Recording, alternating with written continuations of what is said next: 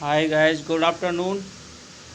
आज हमारी दूसरी क्लास है और आज हम आपको फिर से दोबारा क्वेश्चन कराने जा रहे हैं।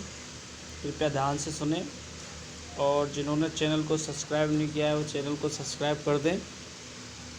तो शुरू करते हैं आज की क्लास।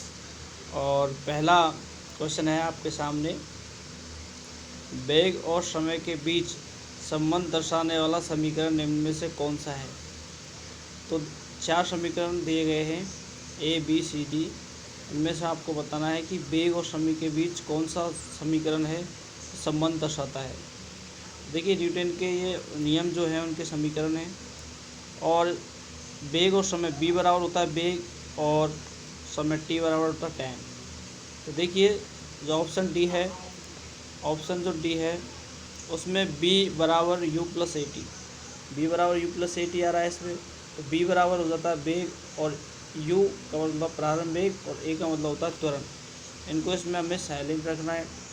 तो बी बराबर बी वेग बराबर you you plus A T होता है। अब यू, तो इसमें क्या करना है, इसको साइलेंट रखना है। तो बी और टी, वेग और समय के बीच कौन सा संबंध दर्शाता है, तो बी बराबर यू टी एक गति का पहला समीकरण है। तो हमारा आंसर हो जाएगा डी। अगला क्वेश्चन है, समूह 18 के तत्व हैं। समूह 18 के तत्व हैं तो जो आवर्त सारणी होती है उसमें 18 समूह होते हैं। पहला समूह, दूसरा समूह, तीसरा, ऐसे 18 समूह होते हैं। तो 18वां समूह जो होता है उसको उसको उसमें जो निष्क्रिय गैस आती है जिन्हें हम अक्रिय गैस, उत्कृष्ट गैस भी बोलते हैं। तो हमारा आंसर हो जाएगा समूह 18 के तत्व कौन से हैं, एल्कली धातु, एल्काइन मृदा धातु, या उत्कृष्ट गैस है हैलोजन। तो ऑप्शन सी, समूह 18 के जो तत्व हैं वो हैं उत्कृष्ट गैस हैं। तो ऑप्शन सी बिल्कुल सही हो जाएगा। अगला क्वेश्चन है हमारा, धातु कर्म एक प्रक्रिया है। तो धातु कर्म एक प्रक्रिया है। धातु कर्म में क्या होता है, एस से धातु को निकालने की विधि, एस को गैल्वनीकरण की या लोहे में जंग लगने की या तनुकरण की। तो एस को धातुओं से निकालने की, ऑप्शन ए इसमें एस को से धातु को निकालने की जो विधि है ये धातु कर्म कहलाती है। ऑप्शन ए इसमें बिल्कुल राइट आंसर हो जाएगा। अगला क्वेश्चन है, गैल्वेनोमीटर का उपयोग किया जाता है। तो गैल्वेनोमीटर एक यंत्र है जिसका प्रयोग हम धारा की दिशा पता लगाने के लिए किया जाता है। इसका प्रयोग धारा की दिशा पता लगाने के लिए किया जाता है। तो ऑप्शन ए इसमें बिल्कुल सही हो जाएगा, धारा की दिशा पता लगाने के लिए। अगला क्वेश्चन है, एक शुद्ध पदार्थ है। ऑप्शन ए चीनी का घोल, दूध, वायु और मीथेन। तो शुद्ध पदार्थ वो होता है जिसका सूत्र होता है। तो देखिए, चीनी ये एक मिश्रण है, दूध भी मिश्रण है, वायु भी मिश्रण है, जबकि मीथेन, मीथेन इसका सूत्र होता है CH4। क्या होता है, CH4 सूत्र होता है। तो ये इसका सूत्र होता है, इसलिए ये एक क्या है, शुद्ध पदार्थ है। क्योंकि इसमें कार्बन का एक कंपाउंड और हाइड्रोजन के 4 अणु जुड़कर मीथेन बनता है, इसलिए एक शुद्ध पदार्थ है। ऑप्शन डी इसका आंसर हो जाएगा। अगला क्वेश्चन है, मैग्नीशियम की परमाणु संख्या 12 है तो इसकी संयुजता ज्ञात कीजिए। अब मैग्नीशियम का परमाणु संख्या होती है 12। तो 12 का अगर हम परमाणु क्रमांक निकालते हैं तो 2, 8 और उसके बाद 2। तो 8 और 2 10 और 2 12। अंतिम कक्षा में कितने इलेक्ट्रॉन आए, 2। अंतिम कक्षा में 2 इलेक्ट्रॉन आए, इसलिए इसकी संयुजता क्या हो जाएगी, +2 हो जाएगी। ऑप्शन डी इसका बिल्कुल आंसर हो जाएगा। अगला क्वेश्चन है, आनुषिक गुणों का वाहक है। तो आनुषिक जो गुण होते हैं, एक पीढ़ी से दूसरी पीढ़ी में जो गुण जाते हैं, उन गुणों को कौन ले जाने में सक्षम होता है। तो आनुषिक गुणों का वाहक है तो वो है DNA। तो DNA टेस्ट करते हैं, वो आनुषिक गुणों का वाहक है DNA। अगला क्वेश्चन है, आधुनिक आवर्त सारणी के समूह, कौन सा समूह में केवल 7 तत्व हैं। आधुनिक आवर्त सारणी है उसमें ऐसा कौन सा समूह है जिसमें केवल 7 तत्व हैं। तो देखिए, 18 समूह होते हैं। तो पहला जो समूह होता है फर्स्ट नंबर वाला, उसमें 7 तत्व होते हैं। हेलिना की रब से फरियाद, पहला हाइड्रोजन होता है, फिर हेलिना की रब से फरियाद, hydrogen, lithium, sodium, potassium, rubidium, francium. तो इसमें पहले जो समूह होता है उसमें 7 तत्व होते हैं। कितने होते हैं, 7, जिसे हम क्षार धातु भी कहते हैं। तो ऑप्शन हो जाएगा इसमें सी बिल्कुल राइट आंसर हो जाएगा। पंचाणु क्रम की इकाई है RNA, जीनोटाइप, फिनोटाइप, जीन। तो वंशानुक्रम की इकाई होती है जीन। वंशानुक्रम की इकाई क्या होती है? जीन। जीन आंसर हो जाएगा इसमें।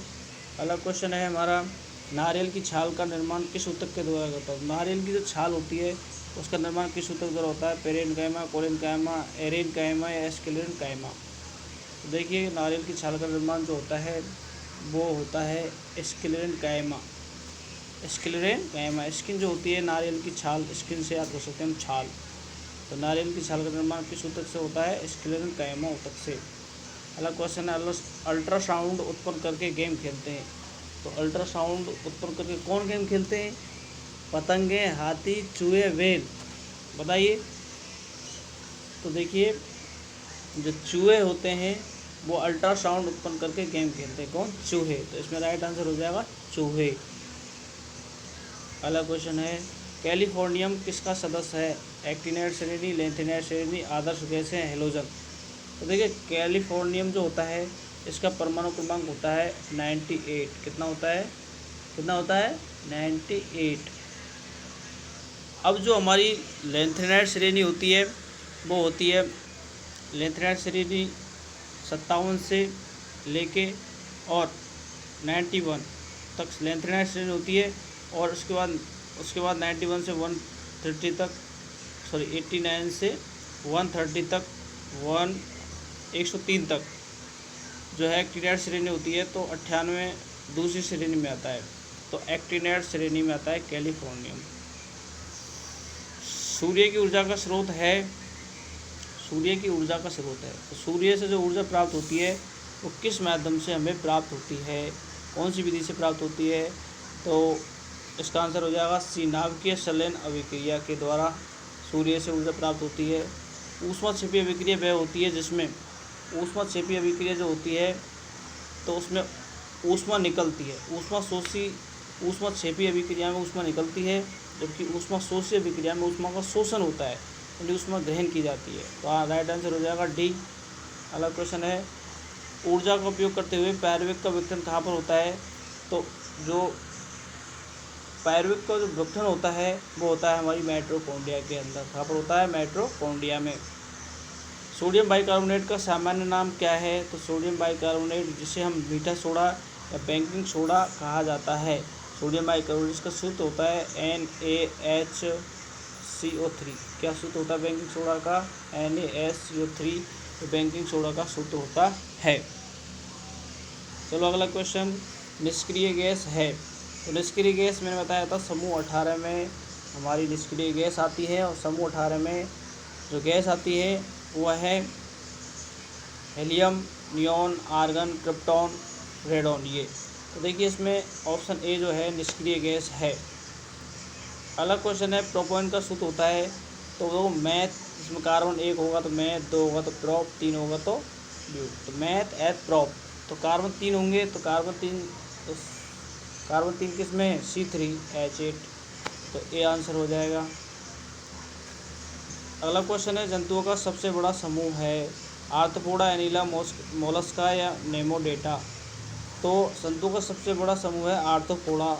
ध्यान रखना, इसमें लगभग 10 लाख जीव पाए जाते हैं। अगला क्वेश्चन है, गिरते हुए नारियल में कौन सी ऊर्जा होती है? ध्वनि ऊर्जा, गतिज ऊर्जा, रासायनिक ऊर्जा, नाभिकीय ऊर्जा। तो कोई नारियल ऊपर से गिरता है तो उसमें गति होती है, इसलिए वो आंसर हो जाएगा गतिज ऊर्जा। ठीक है गाइस, आज के लिए इतना ही क्वेश्चन थे। बाकी की कल करेंगे चर्चा हम इसी टाइम पर। Good bye.